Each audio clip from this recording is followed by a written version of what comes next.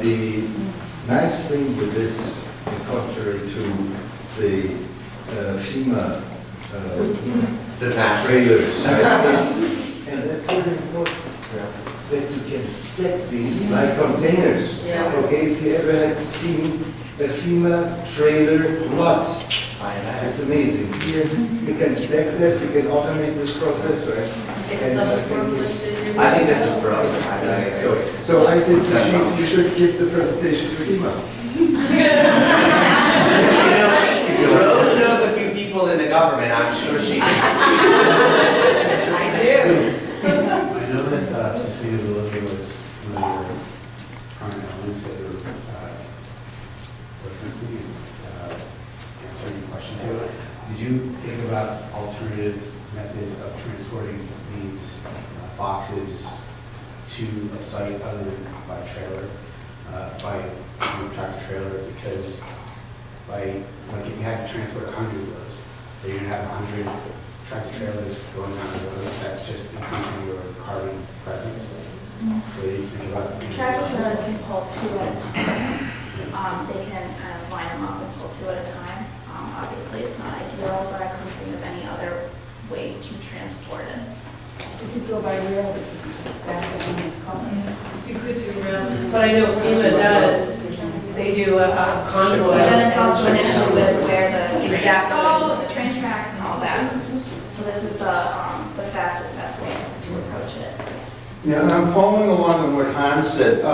Considering how professional your presentation was and the positive feedback from the faculty, why don't you market this?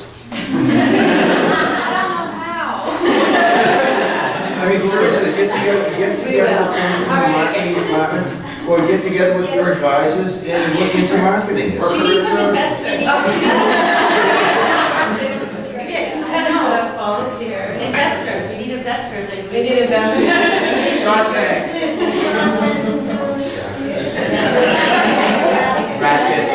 Brad Pitt's doing big time. Monica's in the graduate program, she hasn't had marketing yet, so when she gets to Oh, right, marketing. she's in our she'll- graduate I program. have sort of one marketing, but it's just reading. No, you should use this.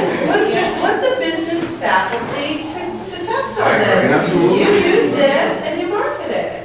Absolutely. You know what I was really impressed with, Monica, is once again, having you as a Studio One and seeing, all the way through where you are and you're thinking, it's really fun to see, but also how you looked through a problem through the lens of an interior designer.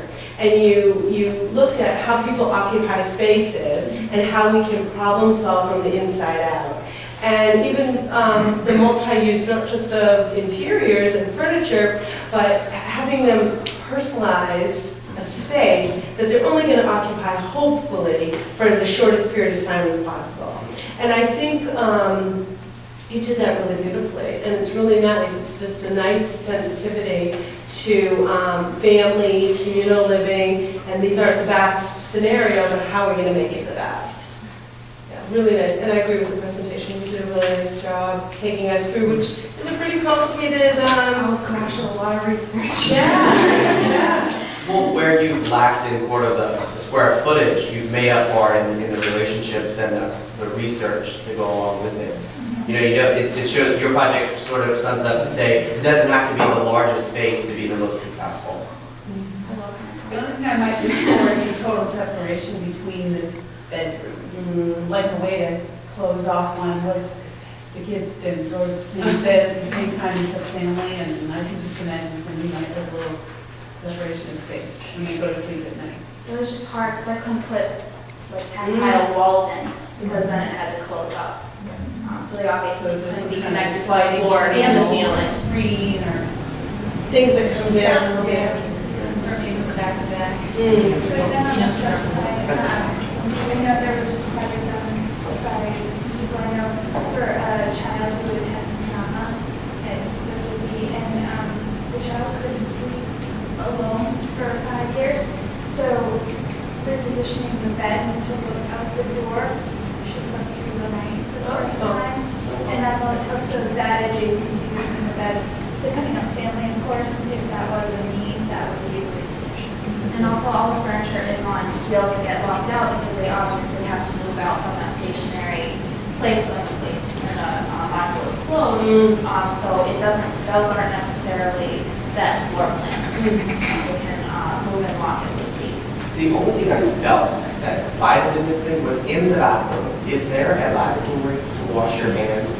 But you have to use the sink in the kitchen.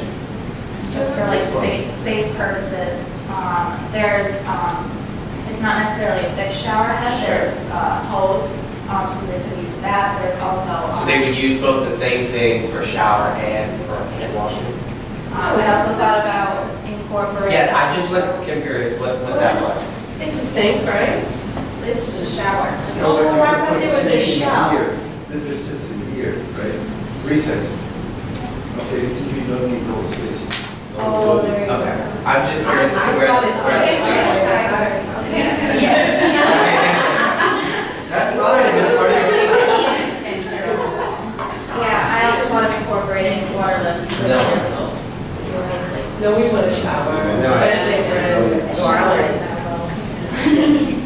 So is there, would this be like a camping trailer or something where you just come in and have all your clothes up? Not necessarily. There's disaster. So how would they get water? There's, the water gets filled before it. So it's holding tank. Yeah, But you still. And then there's also collapsible ones that can be, uncollapsed at the bottom and refilled. And, when the tank drops, obviously it's for maximum capacity, there's no water, so it's strictly waste. It can be recycled back into the earth. There's also a plug-in at the bottom of that when it drops, that if need be, trucks can come in and kind of suck it out, kind of like a porta potty.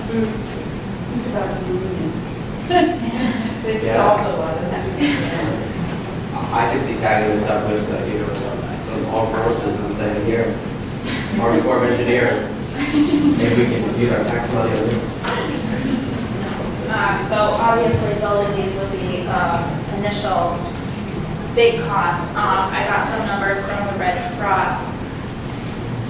I'll find which card it's on.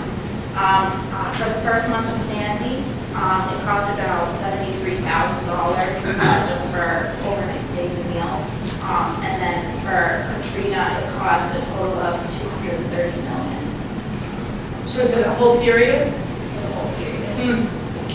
So these being, well, they're an initial kind of cost, they're very hygienic, they can be wiped down, they can be reused. Now all the upholstery and, All the couches are covered with, like hotel linens, that can be bleached if they need to, it's not set fabric, they're all covers. Thank you.